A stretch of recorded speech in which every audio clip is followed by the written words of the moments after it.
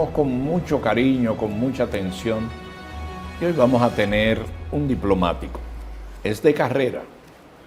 Él ejerce otras funciones. Primero periodista, luego historiador.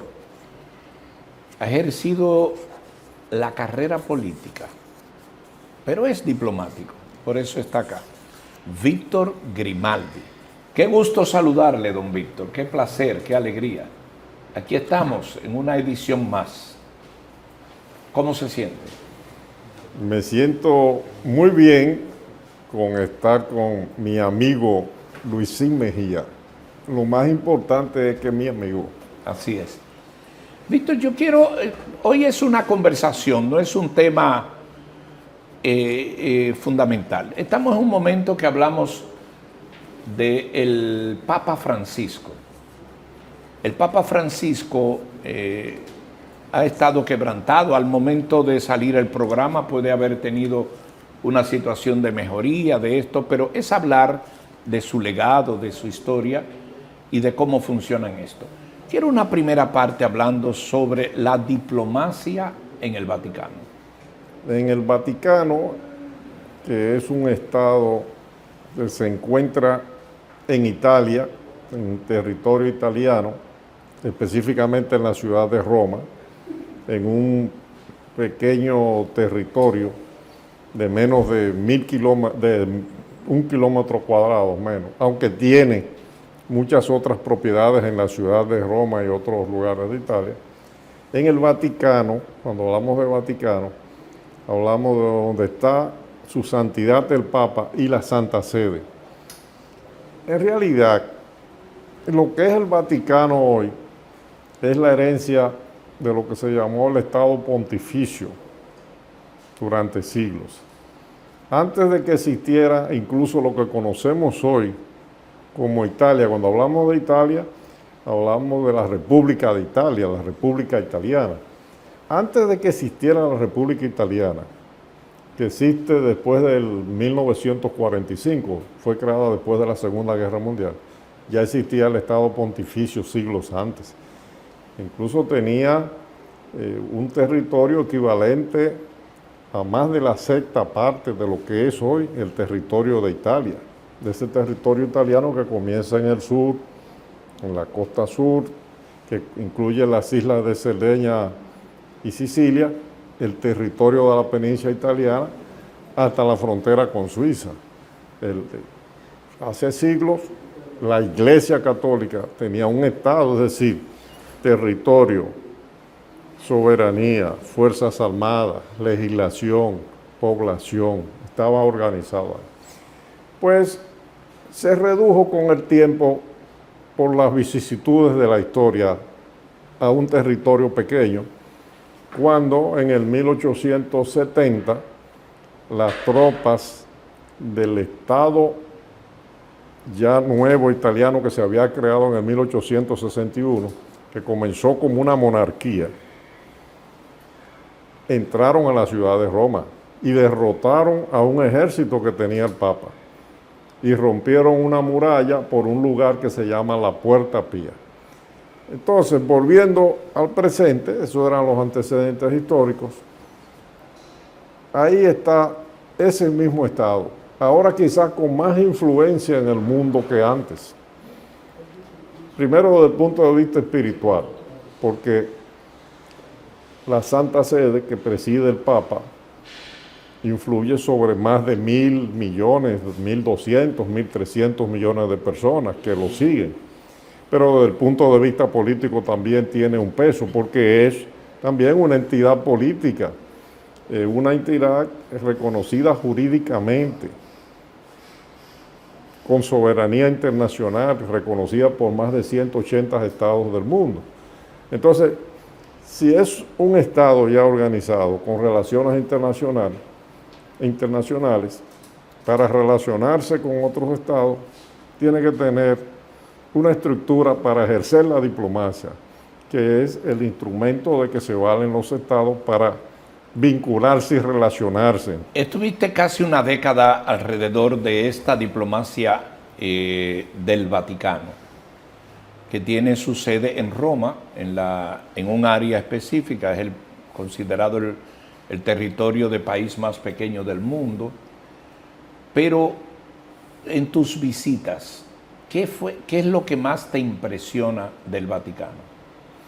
Bueno, hay muchas cosas que impresionan del Vaticano. Primero, esa tradición, la tradición religiosa, espiritual, de siglos, porque el Papa es el heredero de la cátedra de San Pedro, uno de los 12 apóstoles de Jesucristo. Se basa en la formación o la creación de la iglesia en las palabras evangélicas de Jesús cuando dice, tú eres Pedro y sobre esta roca que eres tú construiré mi iglesia y las fuerzas del infierno no prevalecerán contra ella. Es decir, que primero hay un elemento espiritual y religioso basado en una tradición, pero con demostraciones desde el punto de vista hasta científico, porque la arqueología es una ciencia, de que Pedro existió. Eso es lo primero, y si existió Pedro, también existió Jesucristo.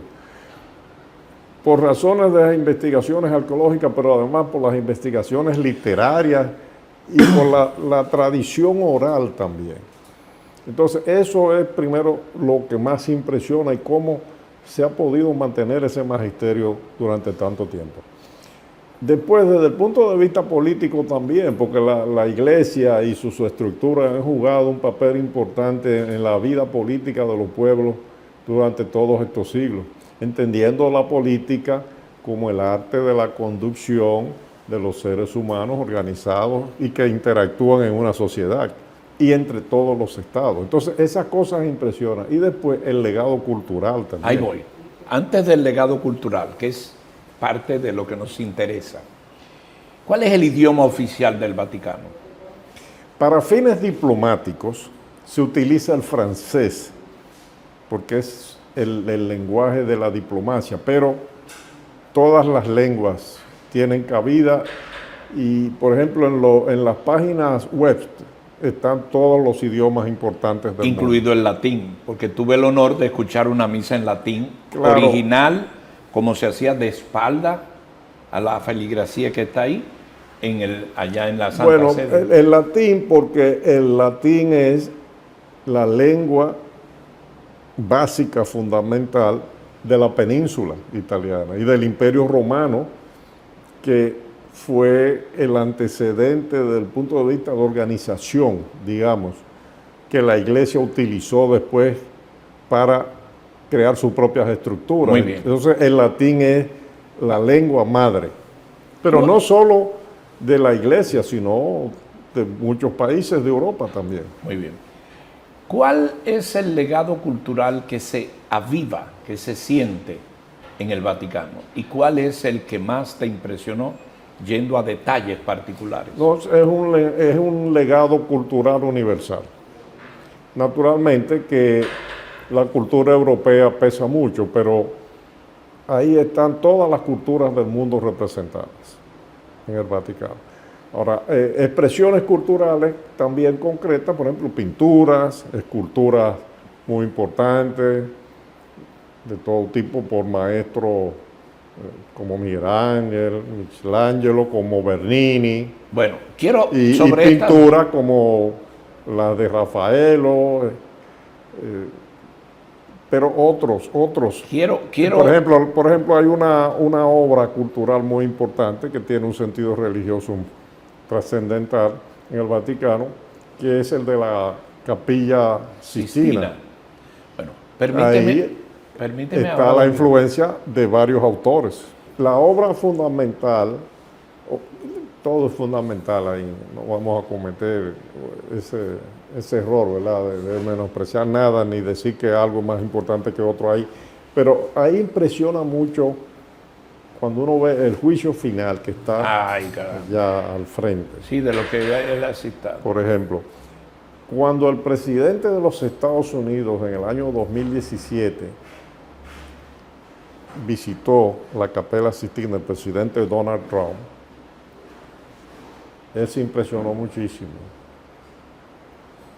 cuando le dieron todas las explicaciones. Yo estaba como embajador en esa época ya, y Bárbara Jacta, que es la directora de los museos vaticanos, en ese momento no era, ella trabajaba en la Biblioteca Apostólica Vaticana, pero después de eso el Papa la nombró directora de los museos vaticanos, después de esa visita del presidente de los Estados Unidos, y hoy sigue siendo. Ella le dio todas las explicaciones, se impresionó muchísimo. Ahí se impresiona cualquier ser humano. Sí. Que ve. ¿Tuviste el privilegio de estar ahí? Tuve el privilegio, gracias a Dios, de estar en varias oportunidades. Porque... ¿Te impresionó? Sí, claro, con regularidad. En la época en que yo estuve como embajador, el cuerpo diplomático era invitado una o dos veces al año, 2 veces por lo menos al año a la Capella Sistina, en una ocasión para un concierto y en otra ocasión el día que los embajadores le dábamos los saludos al Papa de Año Nuevo. Al final entonces íbamos con el Papa a tomarnos una foto oficial en la Capella Sistina con él. ¿Cuál es la moneda que rige en el Vaticano? El euro. ¿Cuáles son los periódicos que utiliza el Vaticano para identificarse? ¿Cuáles son los medios que utiliza el Vaticano? El Vaticano tiene un periódico que fue fundado en el siglo XVIII, o en el siglo XIX, perdón. Yo siempre me confundo por cómo los italianos llaman a los siglos. El Observatore Romano. Es impreso y está también en la red, pero también ya con la difusión de todos estos modernos medios de comunicación electrónicos. Ya tienen la plataforma, tienen el Vatican News, tienen el Vatican News, están en Instagram, sí, están en Facebook, están en todos los medios digitales. Y de hecho estamos viendo en pantalla todos estos Pero esa medios. modernización de la utilización de los medios ha sido constante en el Vaticano. Por ejemplo, la Radio Vaticana fue fundada en el 1928, 29, por ahí, por Guillermo Marconi. Guillermo Marconi fue un premio Nobel, que fue el que descubrió e inventó la radiotelegrafía, muy conocido, muy famoso, Marconi. Y fue el que junto con el Papa Pío XI inauguró la Radio Vaticana. El Vaticano tiene sus cárceles o su cárcel y tiene su guardia. ¿Cómo funciona esto? Bueno, es un Estado, naturalmente. El Vaticano es un Estado, como decía, antes existió lo que se llamaba el Estado Pontificio. Entonces, lo que es el Estado de la Ciudad del Vaticano fue creado finalmente en el 1929. Porque en el 1870, cuando desaparece el Estado Pontificio, cuando las tropas del Reino de Italia, que era el Estado italiano, el Reino de Italia operó desde 1861, que fue la unificación de toda la península italiana. Antes en Italia había una república por aquí, un condado por aquí, diferentes tipos de estados. Se unificaron y en el 1870, cuando desaparece el Estado Pontificio, entonces quedó en un limbo lo que era el poder temporal de la Iglesia. Ese problema se resolvió. El Papa se declaró, era Pío IX, Pío IX. Él se declaró prisionero en el Vaticano, en esa zona de Roma. Y esa situación estuvo así ambigua hasta el 1929. Pero a pesar de eso, durante todos esos años de esa situación de limbo del Estado Pontificio, que no existía, la Santa Sede seguía siendo reconocida y el Papa, muy bien, por grandes poderes del mundo. Claro, en esa etapa tampoco en el mundo no existían todos los estados que existen hoy, porque después de la Segunda Guerra Mundial, que se produjo el proceso de descolonización en África y en Asia, surgieron una cantidad grandísima de estados y todos, casi todos, tienen relaciones diplomáticas hoy con el Estado Vaticano. Entonces, me preguntaba si tienen guardia, si tienen una cárcel. Hasta el 1970, hasta 100 años después de la desaparición del Estado Pontificio, en el 1970, el Papa Pablo VI disolvió un ejército que todavía tenía, con armas de fuego mortíferas inclusive, la iglesia. Estamos hablando hasta el 1970, eso fue hasta hace 55 años. Se llamaba la Guardia Pontificia de su Santidad, era un ejército con cañón y todo, él lo disolvió. ¿Y ahora qué tienen? Entonces se creó la Gendarmería Vaticana y la Guardia Suiza, que siempre ha existido, desde hace más de 500 años.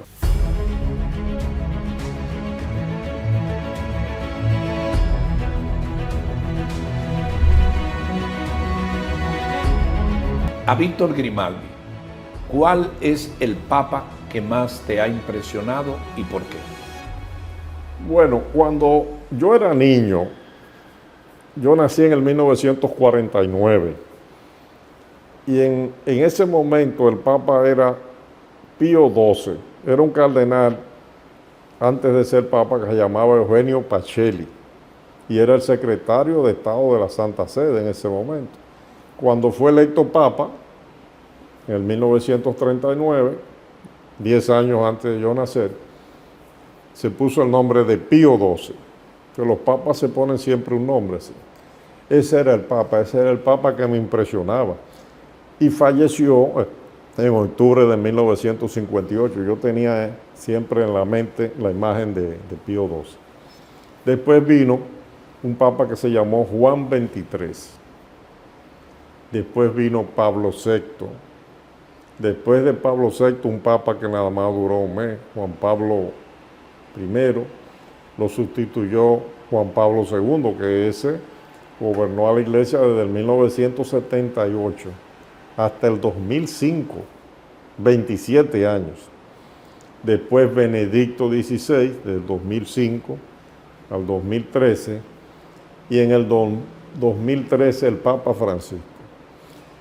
Un día en los saludos de Año Nuevo al Papa Francisco, yo le digo, oiga, usted me impresionó mucho el día que fue elegido Papa y que se anunció en el balcón, le dicen la logia, un balcón, pero es un balcón, pues, en italiano la loggia de la basílica que da a la plaza. Usted me impresionó mucho porque cuando yo vi esa cara suya, sí, se me pareció a Pío XII y él se rió mucho. Y le dije, por cierto, ¿cuándo van a hacer públicos los papeles de Pío XII? Pero yo había conocido, el primer papa personalmente que traté fue a Benedicto XVI. Pero al final del día, que fue a quien yo le presenté las cartas credenciales. Al final del día, ¿cuál te ha impresionado más de los papas? Pero no solamente la impresión personal y el trato y en la conversación, sino también su obra, su intelecto, su producción teológica, sus enseñanzas. ¿Quién? Benedicto XVI. Ah, bueno, Benedicto XVI. Desde el punto de vista intelectual. Perfecto. Ahora, desde el punto de vista de la tarea pastoral y ese encanto que tiene Francisco, evidentemente, no solamente a mí, yo creo que a ti también te impresiona mucho. Tiene bastante. Pero aunque hay razón para aunque ello. Yo creo que en ocasiones anteriores que hemos conversado, he notado como que a ti te simpatizaba más Juan Pablo II. A todo el mundo. A todo el mundo. Por su empatía, su cercanía. Vino a República Dominicana 2 veces. 3 veces. 3 veces, perdón. 3 veces. Es una locura de cariño que uno tiene con Juan Pablo II. ¿Qué es la fumata blanca? Bueno, eso es un proceso que se da cuando se está eligiendo un papa. Los cardenales es un grupo de colaboradores del Papa, gente que ha hecho toda una vocación de servicio en la iglesia. Llega un momento que un Papa, digo un Papa porque hay cardenales electos por un Papa que después siguen, ¿verdad?, siendo cardenales. Son los colaboradores en diferentes áreas. Deben tener menos de 80 años de edad y se reúnen para escoger votar por un Papa. Se celebran varias votaciones hasta que uno de los que son escogidos en lo que se llama el conclave o cónclave. Conclave en italiano, que es conclave. Conclave. Y en español, cónclave. Cónclave, pero se escribe igual en español, en italiano, pero en español se le pone el acento en la O. Pero lo de conclave en italiano es porque se relaciona con la palabra chiave. Chiave. Aunque no se escribe con chiave, sino con clave, pero es por la chiave, que quiere decir bajo llave. Esto es que los cardenales, cuando van a elegir al Papa, se cierran con llave. Y hasta que no se produce la elección definitiva, no salen de un proceso de clausura. Supongamos que, y es en la Capilla Sixtina, que hablábamos ahorita, a su momento que ellos se reúnen. Supongamos que durante un día hay varias votaciones, 4, y no se escoge el Papa. Ellos siguen en clausura, no en la capilla. Se van a la residencia Santa Marta, duermen y regresan al otro día, pero están en un proceso de clausura y vuelven a ponerse con llave. Entonces, cada vez que hay una votación que no produce la elección de un Papa, se queman las papeletas de los votos y se le pone una sustancia marrón. Ahora, el día que ya es electo el Papa, por una tubería que se instala especialmente ese día, se produce la humareda en la Capilla Sixtina, la gente la ve de la plaza, y si sale blanco ya, el humo es que fue electo el Papa. Ustedes lo han visto, así mismo es. Qué buenas explicaciones. Muchas gracias, don Víctor, por esta especie de compartir las experiencias sobre el Estado Vaticano, sus interioridades, y es un poco del poder de la diplomacia. Y otra cosa, Luisín, que ese día es una fiesta en la ciudad de Roma. El ejército italiano lleva varias, no solo el ejército, los diferentes cuerpos, ejército, marina, policía, hacen un desfile especial por la zona adyacente al Vaticano, la zona de Roma, y es una celebración general en Italia, pero también en el resto del mundo católico. Para Series LMO, un gratísimo placer esta historia de la diplomacia vaticana, con Víctor Grimaldi.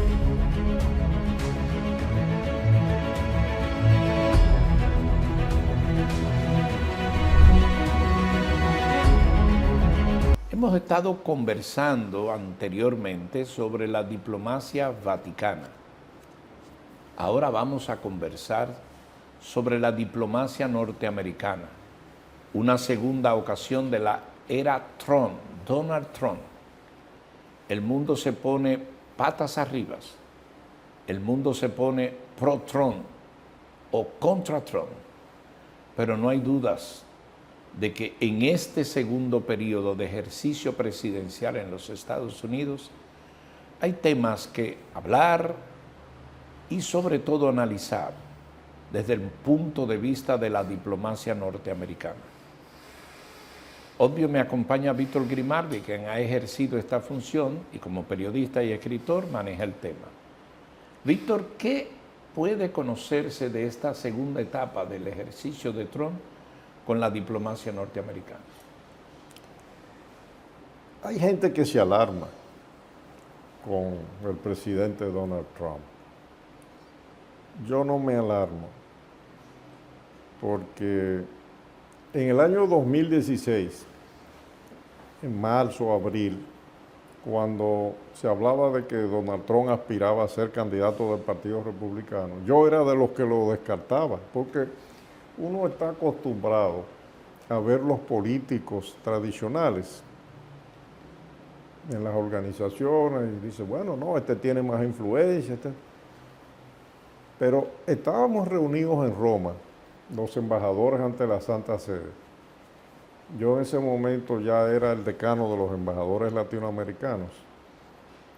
Y hablamos, yo sugerí que invitáramos a la esposa del presidente Bill Clinton, a doña Hillary Clinton, que era la secretaria de Estado, y aspiraba a ser presidente de los Estados Unidos, y estaba corriendo, como se dice, to run, entre los candidatos del Partido Demócrata, a que la invitáramos a Roma, al cuerpo diplomático.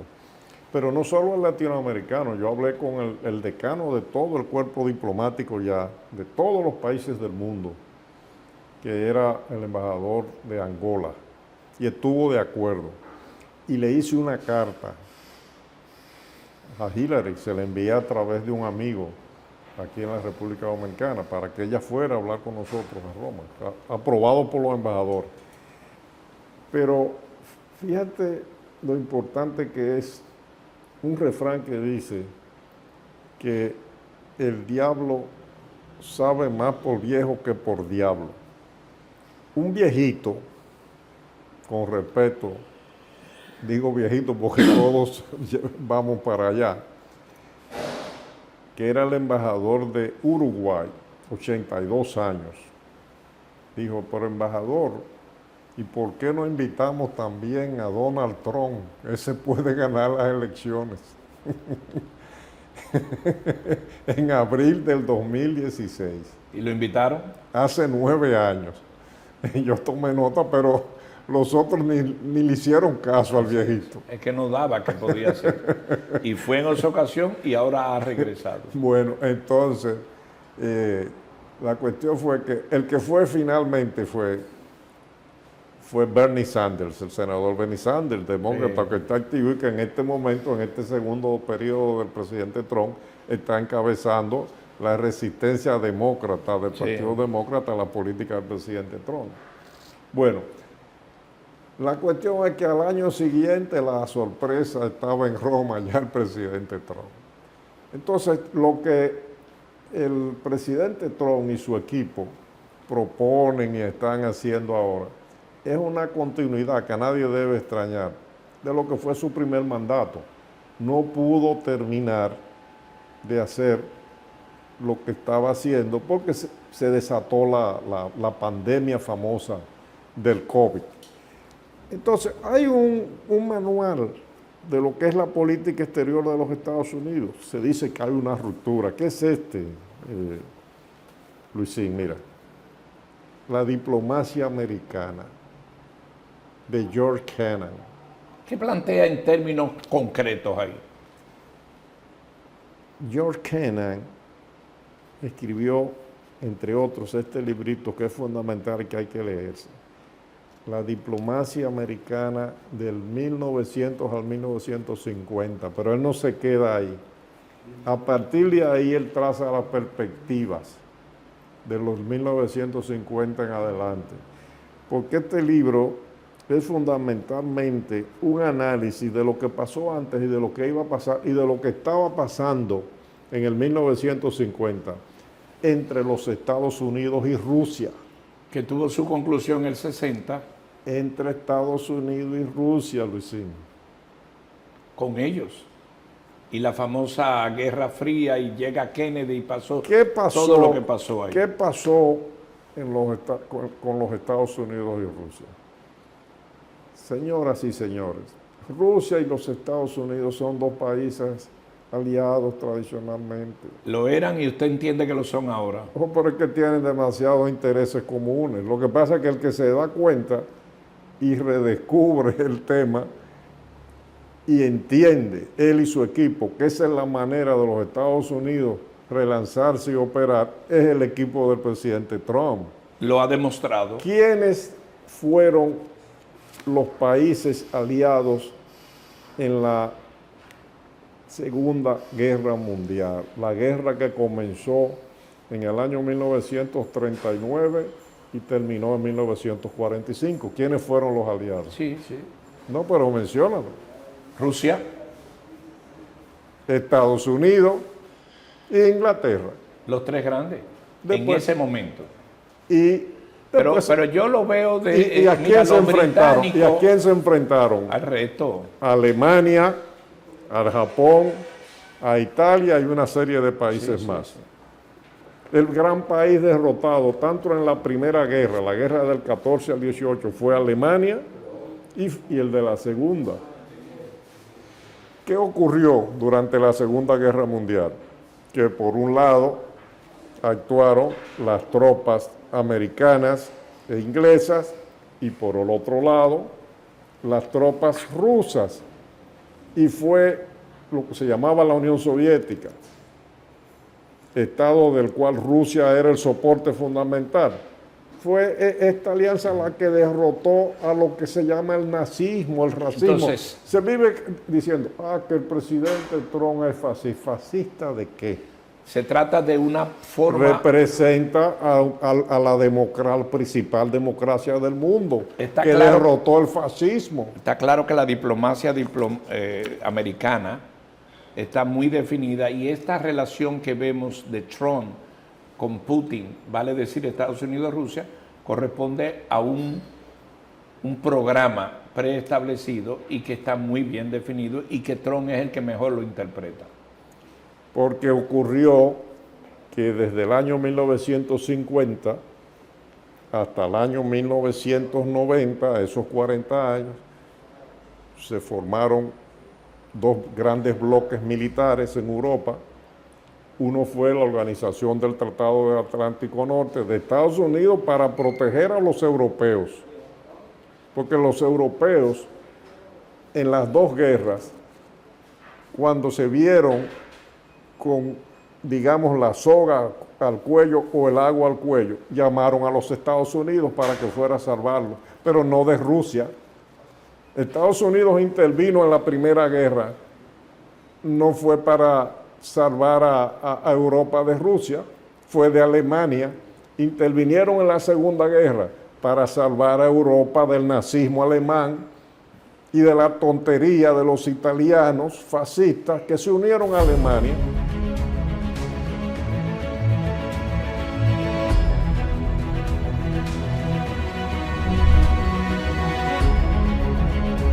Entonces, en la historia de la diplomacia norteamericana, lo que estamos viendo, ¿por qué me haces referir a el libro El fin de la historia y el último hombre de Francis Fukuyama?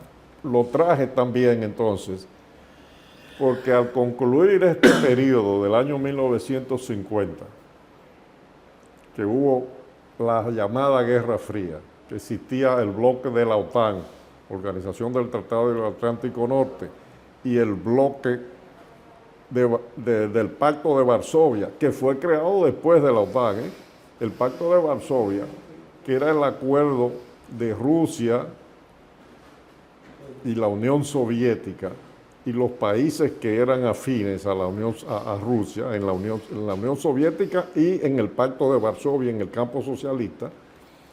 Al concluir ese proceso, este señor, Francis Fukuyama, habló en este libro de que ese era el fin de la historia y que venía una época de libertad económica, del fin de los regímenes autoritarios, etc. Pero ¿qué sucedió después? Y Francis Fukuyama recientemente ha tenido que aclarar eso, que él no dijo, él no quiso decir lo que se interpretó que él quiso decir en su libro. ¿Qué ocurrió? Que cuando en Hungría, en Checoslovaquia, en Polonia, en Lituania, en Estonia, en la misma Alemania Oriental que después se unificó, cuando cayeron los gobiernos o regímenes que formaban parte de la Unión Soviética y tenían un sistema de socialismo cerrado, autoritario, entonces Rusia también entró en crisis, porque la economía se había estancado. Y Rusia en los años 90 sufrió miserias, corrupción, pobreza, y solo cuando el presidente Boris Yeltsin, que es el que sustituye a Gorbachev, a Mikhail Gorbachev, que fue el que hizo la transición del comunismo tradicional, socialista, a la economía más abierta de Rusia. Después de esos 10 años, cuando Rusia pasa por todas esas situaciones, es que el presidente Boris Yeltsin entonces decide buscar un heredero y escoge a Vladimir Putin. Y Vladimir Putin es el que levanta de nuevo a Rusia con su liderazgo, desarrolla la economía y el orgullo de su pueblo. Eres de la teoría, que lo has presentado muy bien, basado en documentación, de que no es al azar, ni es ahora, ¿qué pasó a la improvisación que Trump y los Estados americanos están con Pero ¿qué pasó con los Estados Unidos entonces? Que si bien Estados Unidos, después de la Segunda Guerra Mundial y en esos años, del 50 al 90, fue la potencia dominante, incluso Estados Unidos es que ayuda a China a salir del atraso en que se encontraba. A pesar de que China, antes y ahora, sigue dirigida por un partido comunista. Pero Estados Unidos, en el año 1979, durante el gobierno del presidente James Carter, que falleció en diciembre pasado, establece las relaciones diplomáticas en 1979. Y Deng Xiaoping, que era el líder de China, viaja a los Estados Unidos y se hace un acuerdo mediante el cual 20,000 jóvenes chinos todos los años van a estudiar a Estados Unidos, a formarse, regresan a China, ya preparados, técnicos, y además comienzan las grandes inversiones de las empresas americanas en China. Entonces China se desarrolla con una economía de mercado dentro de un régimen socialista dirigido por un partido comunista. Pero, ¿qué pasó? Que en los últimos 30, 35 años, si bien la economía de los Estados Unidos siguió creciendo, y desarrollándose, pero fue a costa de también muchos déficits, muchos gastos deficitarios que están tratando de corregirse ahora y de descuidos también por la transformación de la producción internacional y la relocalización de las empresas de la clase obrera americana. El Partido Demócrata era el partido antes de la clase obrera, sin embargo, la clase obrera americana ahora y una gran parte de los negros y de los latinos votaron por Donald Trump. Republicano por demás. Por el Partido Republicano de Donald Trump. Quiero finalmente... Entonces, eso es lo que ha pasado. Donald Trump representa una especie de sacudida con ese estilo muy personal que él tiene a la situación por la que estaba atravesando su país. Buena descripción histórica que has hecho. Finalmente, quería preguntarte, Marco Rubio está al frente de la política diplomática norteamericana, ha hablado muy bien de República Dominicana, es de origen cubano, habla español, entre otros idiomas. Un resumen de 2 minutos apenas. Es de origen cubano, pero nació en Estados Unidos. Sí. Quiere decir que puede ser presidente de Estados Unidos. Habla perfectamente el español y el inglés. ¿Cómo ves a Marco Rubio? Fue senador durante 10, 12 años.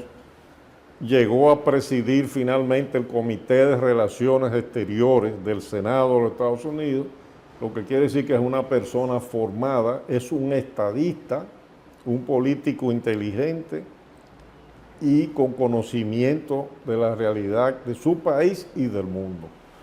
Y yo creo que es un amigo, buen amigo que tiene nuestro país, así como lo es Estados Unidos como Estado, un superestado de 50 provincias que se llaman Estados.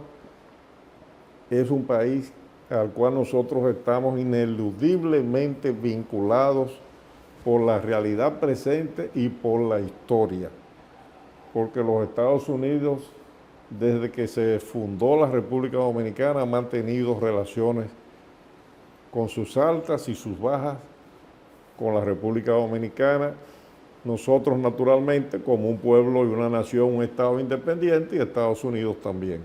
Debemos mantener y cultivar esas relaciones. Muchas gracias, don Víctor. Interesante este repaso a la diplomacia norteamericana, hoy encabezada por el Departamento de Estado siempre, pero en la persona de Marco Rubio, y una interesante descripción de por qué Estados Unidos se comporta así en la época de Trump, que no es un capricho, es toda una historia que viene relacionada con estos aspectos que ha destacado Víctor Grimaldi. Qué interesante para Series LMO compartir esta conversación alrededor de puntos de interés del mundo. Gracias por su atención.